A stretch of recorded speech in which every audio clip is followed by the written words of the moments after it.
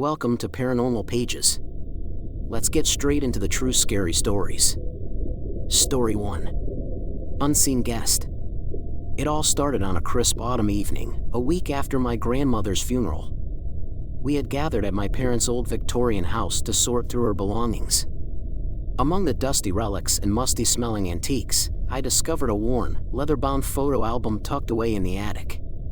As I flipped through the yellowed pages, I stumbled upon a Polaroid picture that sent a shiver down my spine. The photo depicted a family gathering in our living room, taken years ago when I was just a child. My parents, my older sister, and I were all smiling at the camera. But there, standing just behind us, was a tall, shadowy figure, its features obscured in the dim light. I rubbed my eyes and squinted, thinking it must be a trick of the light or a smudge on the photo. But no matter how hard I looked, the figure remained, its presence unsettling and unmistakable. "Hey, Mom," I called, descending the creaky attic stairs. "Do you remember this photo?" I handed her the Polaroid, my heart pounding in my chest. She took a moment to adjust her glasses and scrutinized the picture. To my surprise, her expression remained neutral. "Of course, dear," she said, handing it back to me. "That was taken during your 6th birthday party. Why do you ask? Do you see anything unusual in the background?" I pressed, my voice wavering slightly. She shook her head, her brow furrowing in confusion. "No, just us." "Why? Is there something wrong?" I felt a cold sweat break out on my forehead. "There's a figure standing behind us. A tall, dark figure. You really don't see it?" Mom laughed lightly, dismissing my concern with a wave of her hand. "You're just imagining things, sweetheart. It must be a shadow or something. There's nothing there." Unsatisfied and increasingly uneasy, I showed the photo to my dad and sister. Both gave me similar responses, assuring me that it was just an old picture and there was nothing to worry about. But I couldn't shake the feeling that something was horribly wrong. That night, I lay in bed, the image of the shadowy figure burned into my mind. Who or what was it? Why couldn't anyone else see it? As the days passed, my obsession with the photo grew. I began to notice small, strange occurrences around the house, footsteps in empty rooms, doors creaking open on their own, and a chilling draft that seemed to follow me wherever I went. Each night, I dreamed of the shadowy figure, standing closer and closer to my bed, its indistinct face looming over me. One evening, unable to bear the anxiety any longer, I decided to investigate further. I took the photo to a local historian who specialized in the paranormal. His office was cluttered with books on ghosts and the supernatural, and the walls were lined with eerie photographs and artifacts. I handed him the Polaroid, my hands trembling. He examined it closely, his expression growing grim. "This is not just a trick of the light," he said finally, looking up at me with grave eyes. "What you're seeing is a manifestation. A spirit, if you will. And it seems to have a strong connection to your family." My blood ran cold at his words. "What do you mean? Why is it in the photo?" He sighed deeply. "Spirits often attach themselves to families for various reasons. Sometimes it's a past wrong that needs to be righted. Other times, it's simply a matter of unfinished business." As I left his office, my mind raced with questions and fears. Who was the figure in the photo? What did it want from us? And why was I the only one who could see it? Little did I know, this was just the beginning of a nightmare that would haunt me and my family. Hey, subscribe for more scary stories. The following weeks were a blur of restless nights and eerie encounters. I couldn't shake the feeling that the shadowy figure was somehow linked to my grandmother's death. Desperate for answers, I delved into our family's history, scouring old letters, diaries, and documents for any clues that might explain the mysterious apparition. One evening, as I pored over my grandmother's journals, I stumbled upon a passage that made my heart skip a beat. She had written about a strange encounter she had experienced as a young girl. She described seeing a tall, dark figure standing at the foot of her bed, watching her with hollow eyes. The description matched the shadowy figure in the Polaroid exactly. I called my sister, Lily, and asked her to come over. We needed to talk. When she arrived, I showed her the journal entry and the photo once more. Lily, this can't be a coincidence. Grandma saw the same figure. There has to be something more to this. Lily's face paled as she read the passage. This is unsettling, to say the least. But what can we do about it? It's just a photo and a journal entry from years ago. It's not just a photo, Em. I think this thing is still here, in the house. I've been hearing things, feeling its presence. We need to find out what it wants, I insisted, my voice trembling. That night, Lily agreed to stay over. We decided to hold a seance, hoping to make contact with the spirit and learn more about its intentions. We gathered in the living room, the same place where the Polaroid had been taken, and lit a circle of candles around us. I held my grandmother's rosary tightly, praying for protection. As we began the seance, the room grew colder and the candles flickered violently. We called out to the spirit, asking it to reveal itself. For a moment, there was nothing but silence. Then, the temperature dropped even further, and a chilling breeze swept through the room. The candles went out, plunging us into darkness. Lily clutched my hand tightly. Are you sure about this? Maybe we should stop. But before I could respond, a deep, guttural voice echoed through the room. Why have you summoned me? We both gasped, looking around frantically. The shadowy figure materialized before us, more distinct than ever. Its eyes glowed with an eerie light, and its presence filled the room with an overwhelming sense of dread. Who are you? What do you want from us? I managed to ask, my voice barely above a whisper. The figure seemed to hover, its form shifting and flickering like a candle in the wind. I am bound to this family by a curse. Your grandmother's actions in the past have tethered me to you all.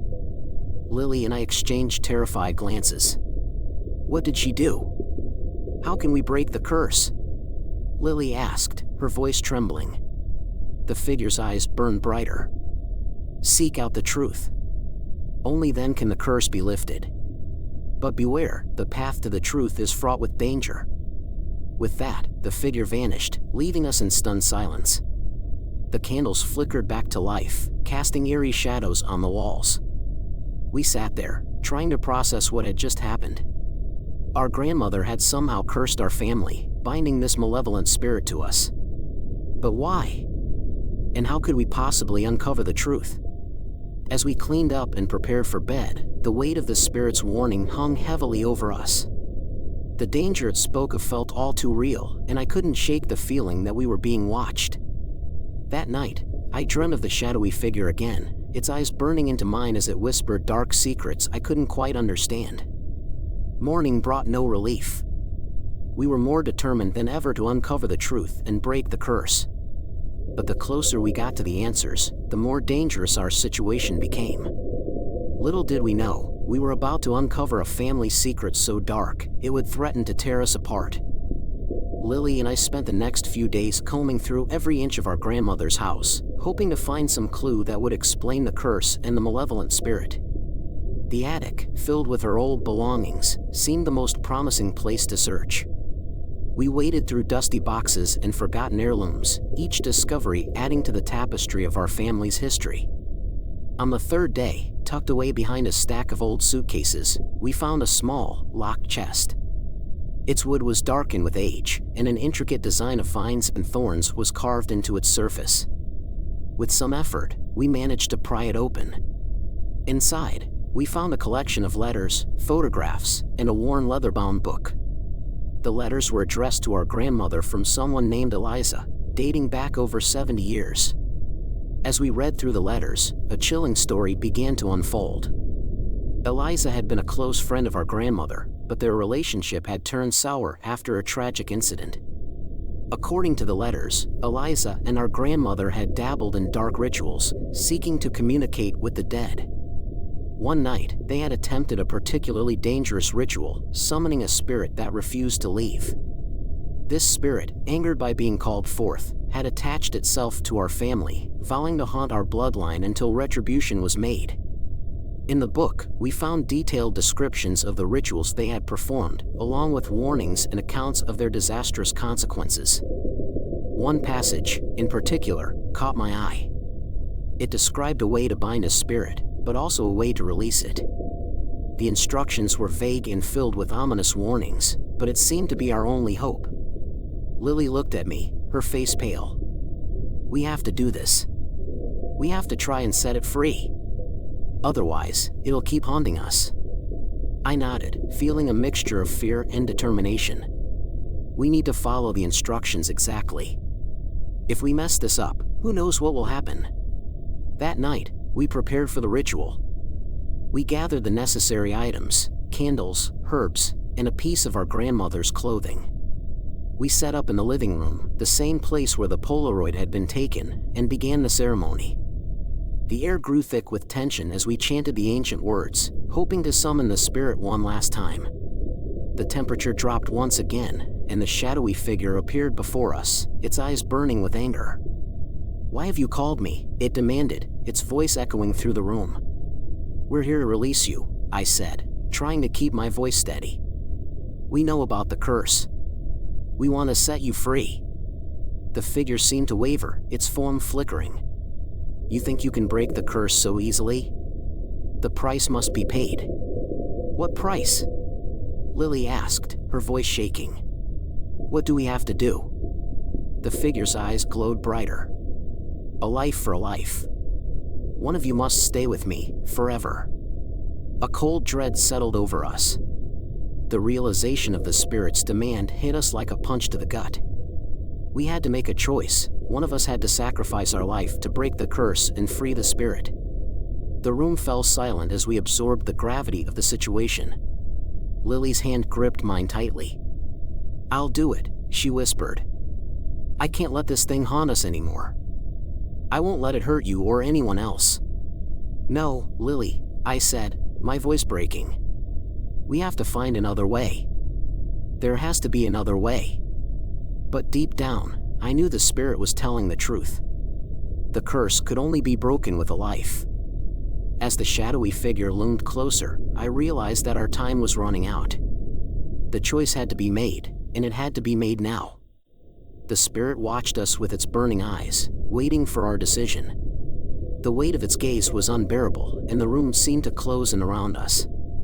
We were on the brink of a decision that would change our lives forever. And as the moment of truth approached, the darkness around us grew even more suffocating, threatening to consume us entirely. The silence stretched, each heartbeat pounding in my ears like a death knell. Lily's grip tightened, her determination etched into her face. I felt a surge of protectiveness and desperation. I couldn't let her do this. I had to find another way, any way, to save her. "Wait," I said, my voice trembling but firm. "If you need a life, take mine instead. Spare my sister." Lily turned to me, her eyes wide with shock and fear. "No, you can't. I won't let you do this. We've come this far together. We'll find another way." The shadowy figure remained motionless, its eyes fixed on us with a predatory intensity. "The choice is yours," it said, its voice a whisper that seemed to echo in my very bones. "But choose quickly, or I will take you both." In that moment, I realized the truth. This spirit was feeding off our fear and indecision. It thrived on our suffering. I had to be strong, not just for myself, but for Lily. I took a deep breath, steeling myself for what had to be done. "Lily," I said softly, "I love you. But this is the only way. Take care of Mom and Dad. Tell them I'm sorry." Tears streamed down her face as she shook her head. "No, I won't let you. I can't lose you too." I hugged her tightly, feeling the warmth of her body, the life that still flowed through her. "You have to. Please, promise me you'll be strong." With a heavy heart, I turned back to the spirit. "I'm ready. Take me." The figure seemed to grow larger, its eyes burning brighter. It reached out a shadowy hand, and I felt an icy grip on my soul. The room began to spin, and darkness closed in around me. Lily's sobs echoed in the distance, growing fainter with each passing second. Suddenly, a blinding light filled the room. The shadowy figure recoiled, its form flickering and wavering. I blinked, trying to understand what was happening. The light grew brighter, and I saw a figure stepping into the room, my grandmother, her face serene and filled with a gentle radiance. "Enough," she said, her voice firm and commanding. "This ends now." The shadowy figure writhed, its form distorting. "You cannot interfere. The curse must be fulfilled." My grandmother shook her head. "The curse was never meant to harm. It was a mistake, a moment of foolishness. I take full responsibility. Release my grandchildren and take me instead." The figure hesitated, then slowly began to fade. "Very well," it said, its voice a mere whisper now. "The debt is paid." With a final, agonizing cry, the shadowy figure vanished, leaving only the fading echoes of its presence. The room grew warmer, and the oppressive weight lifted. I stumbled forward, feeling weak and disoriented, but alive. Lily rushed to my side, her face streaked with tears. "You're okay. Oh my God, you're okay." We turned to our grandmother, her form shimmering with a soft, ethereal glow. "Grandma," I whispered, my voice breaking. "Thank you." She smiled, a bittersweet expression on her face. "I'm sorry for the pain I've caused. But now, you are free. Live your lives well, and remember that love is stronger than any curse." With that, she began to fade, the light growing dimmer until it disappeared completely. We stood there, holding each other, overwhelmed by the events that had just transpired. In the days that followed, the house seemed to breathe a sigh of relief. The oppressive atmosphere lifted, and the strange occurrences ceased. Lily and I spent hours talking, processing everything we had learned and experienced. We vowed to honor our grandmother's sacrifice by living our lives to the fullest, cherishing every moment. Though the shadowy figure was gone, its memory lingered, a reminder of the darkness that once haunted our family. But it also served as a testament to the power of love and sacrifice. As we moved forward, we carried our grandmother's spirit with us, a guiding light in the face of any darkness that might come our way. The nightmare was over, but its lessons remained. We had faced the unseen guest and emerged stronger, bound by a love that could never be broken. Subscribe for more true scary stories. Story 2. The Whispering Swing. Every night, it begins the same way. Just as the clock strikes midnight, I hear a faint, eerie voice drifting through the night air. It's the voice of a child, soft and melodic, singing nursery rhymes with a haunting lilt. My name is Daniel, and I recently moved into this old Victorian house, nestled in the outskirts of a small, sleepy town. It seemed like the perfect place to escape the chaos of city life. Little did I know, the peace I sought would be shattered by the unsettling events that began to unfold. The first time I heard the voice, I dismissed it as a trick of the wind or perhaps the distant echo of a child's late-night game. But as the days turned into weeks, the nightly serenade persisted, growing clearer and more chilling with each passing night. The song would start with a gentle hum, then gradually morph into the familiar verses of "Twinkle, Twinkle, Little Star" or "Rock-a-bye Baby," each note dripping with an inexplicable sadness. Determined to uncover the source, I peered out of my bedroom window one night, hoping to catch a glimpse of the mysterious singer. The moonlight cast long shadows across the overgrown garden, but there was no sign of anyone.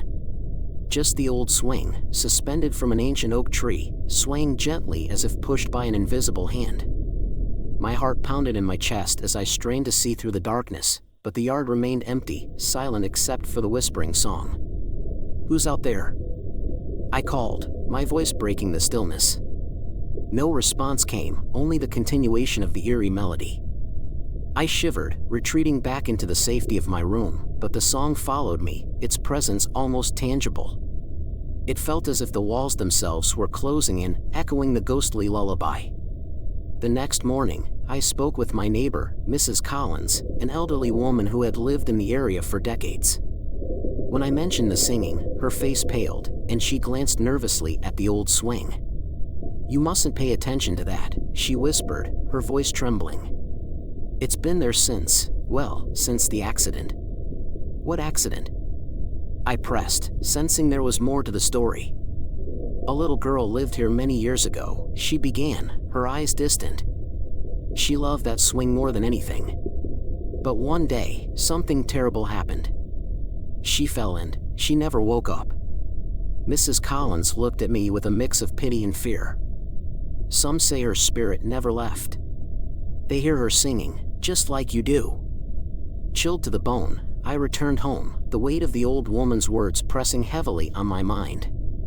That night, the singing resumed, more insistent and mournful than before. I could almost make out the words, the plea hidden within the melody. Desperation gnawed at me. I had to do something, but what? In a moment of impulsive courage, I decided to venture outside. Armed with a flashlight, I stepped into the cool night air, my breath visible in the pale moonlight. The garden seemed even more ominous under the cover of darkness. As I approached the swing, the singing grew louder, almost urgent. My heart raced as I reached out to touch the swing's frayed ropes, the air around me growing colder. "Who are you?" I whispered, my voice trembling. "What do you want?" The swing stopped abruptly, and the singing ceased, replaced by a heavy silence. Suddenly, a child's laughter echoed through the yard, chilling me to the core. I turned, shining my flashlight into the shadows, but there was no one there. Just the empty garden and the faint rustling of leaves in the breeze. As I stood there, paralyzed by fear, a realization struck me. The swing wasn't just a relic of the past. It was a conduit, a gateway to something beyond my understanding. And whatever was on the other side was reaching out, desperate to be heard. The following days were a blur of sleepless nights and frantic research. I scoured the local library, digging through old newspapers and town records, desperate to uncover any details about the tragedy Mrs. Collins had mentioned. The story of the little girl, Emily, was buried in the town's history, a forgotten footnote that few seemed willing to discuss. But the more I learned, the more the pieces began to fit together, revealing a tale of sorrow and lingering unrest. Emily Johnson had been just 7 years old when she died. The accident, as it was commonly referred to, occurred one autumn afternoon nearly 50 years ago. She had been playing on the swing, her favorite pastime, when the old rope snapped, sending her crashing to the ground. She succumbed to her injuries shortly after, and her grieving parents moved away, leaving the house to decay. Since then, the property had changed hands numerous times, each owner staying for only a brief period before abandoning it, claiming it was haunted. Determined to get to the bottom of this mystery, I sought out more information. I found an old photograph of Emily in the town archives, her innocent smile forever captured in black and white. There was something unsettling about her eyes, as if they were pleading for help. Armed with this new sense of purpose, I decided to hold a seance, hoping to make contact with her spirit and find out what she wanted.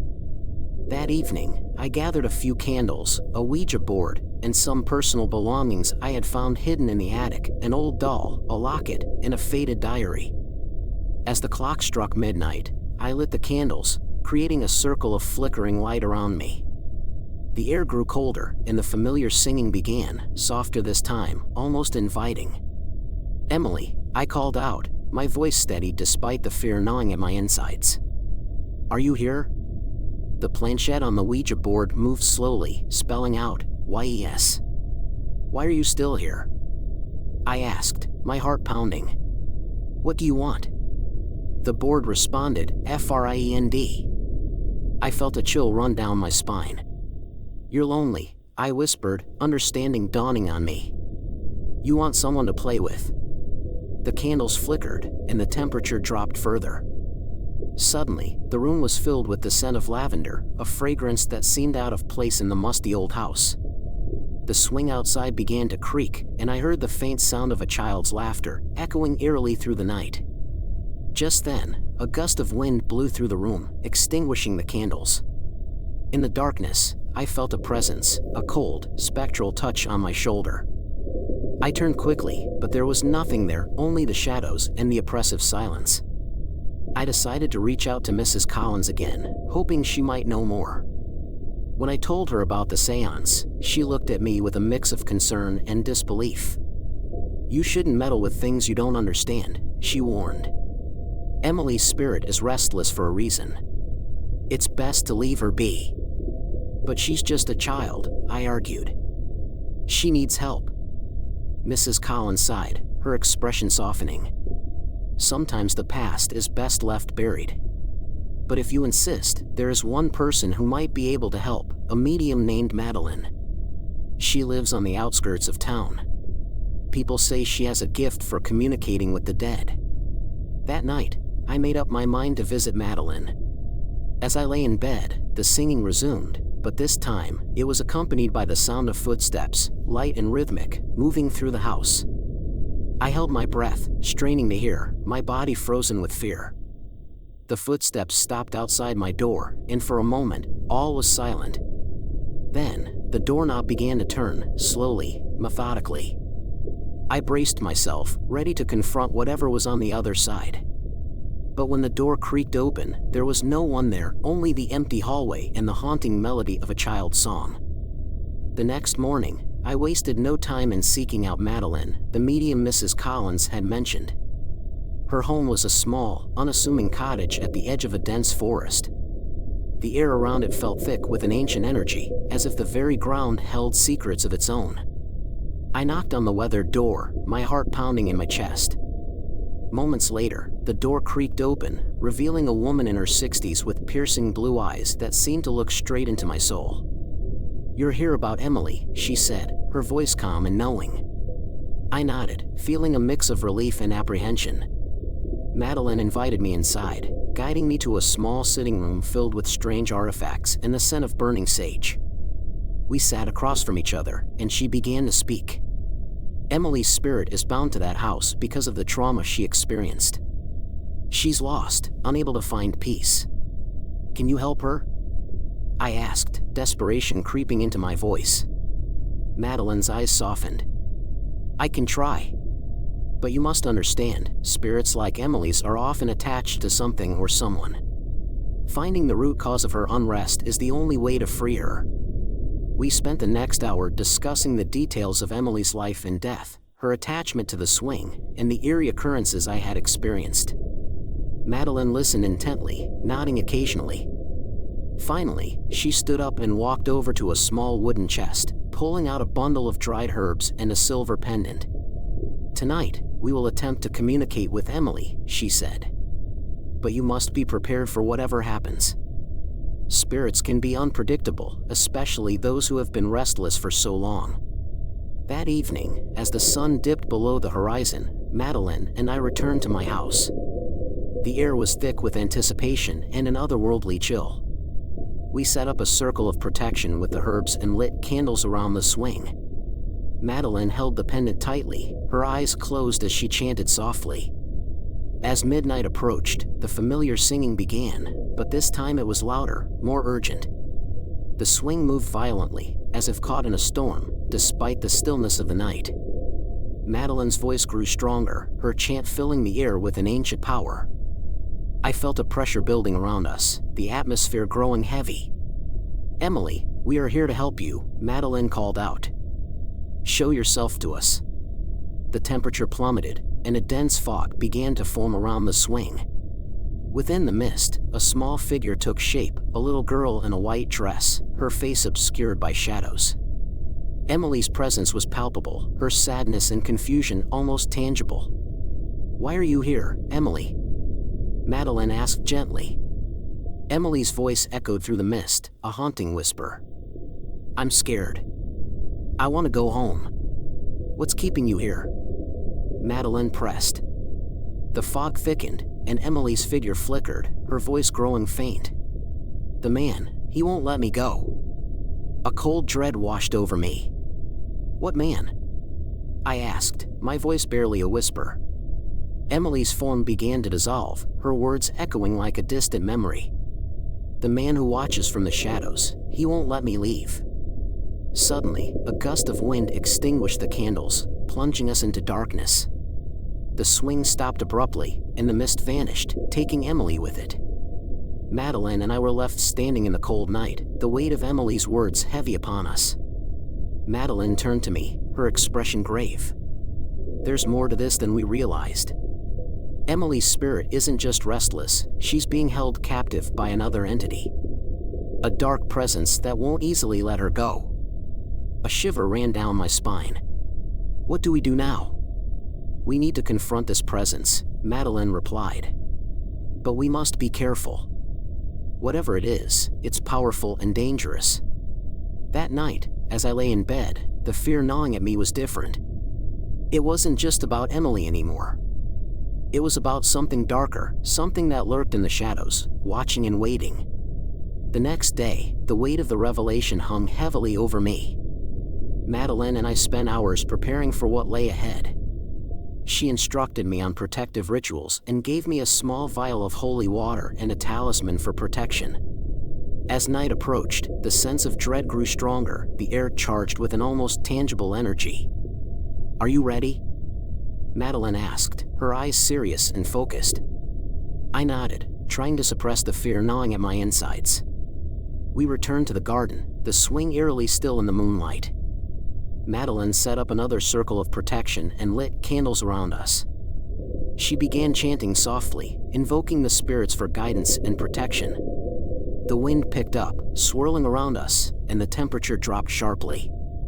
As the clock struck midnight, the familiar singing began, but this time it was accompanied by a low, menacing growl. The swing started to move violently, as if caught in an invisible storm. Shadows danced around us, and a feeling of intense malevolence filled the air.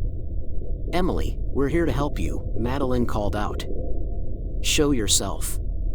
The fog returned, thicker this time, and within it, Emily's small figure appeared. She looked more frightened than ever, her eyes wide with terror. "He's coming," she whispered, her voice trembling. "He's angry." A dark figure emerged from the shadows, tall and menacing. It had no distinct features, just a void of darkness that seemed to absorb all light. The air around it crackled with a sinister energy. The entity moved towards us, its presence overwhelming. "Leave this place," Madeline commanded, her voice strong and unwavering. "You have no power here." The entity stopped, its form flickering as if struggling to maintain its shape. "She is mine," it hissed, its voice a guttural growl. "She will never leave." Madeline raised the vial of holy water and sprinkled it towards the entity, chanting louder. The entity recoiled, its form distorting. Emily's figure grew clearer, her eyes pleading. "Help me," she cried, her voice echoing through the night. Summoning all my courage, I stepped forward, holding the talisman tightly. "You can't have her," I shouted. "Emily deserves to be free." The entity roared, a sound that shook the very ground beneath us. It lunged towards me, but Madeline threw a handful of salt in its path, creating a barrier. The entity shrieked, its form dissolving into the air. Emily's figure wavered, her eyes filled with hope. "Thank you," she whispered, her voice fading as she began to disappear. "Go to the light, Emily," Madeline urged. "Find your peace." With one last, lingering glance, Emily's spirit vanished, the fog lifting and the air growing still. The oppressive feeling of malevolence faded, leaving behind a profound silence. Madeline and I stood there, exhausted but relieved. "It's over," she said, her voice barely above a whisper. As we gathered our things and headed back inside, I couldn't shake the feeling that something still lingered. That night, as I lay in bed, I heard a faint whisper, not a song, but a single word, filled with gratitude. "Thank you." But just as I began to drift off to sleep, a cold breeze swept through the room, and the sound of creaking wood reached my ears. The swing. I bolted upright, peering out the window. The swing was moving again, but this time, there was no singing, no laughter. Just the eerie sight of it swaying in the wind. A shadow moved behind it, tall and foreboding. My heart skipped a beat as the dark figure emerged from the shadows, its eyes glowing with a malevolent light. The realization hit me like a punch to the gut. The entity wasn't gone. It was never about Emily. It was about me. The end. Subscribe for more. Thanks for watching.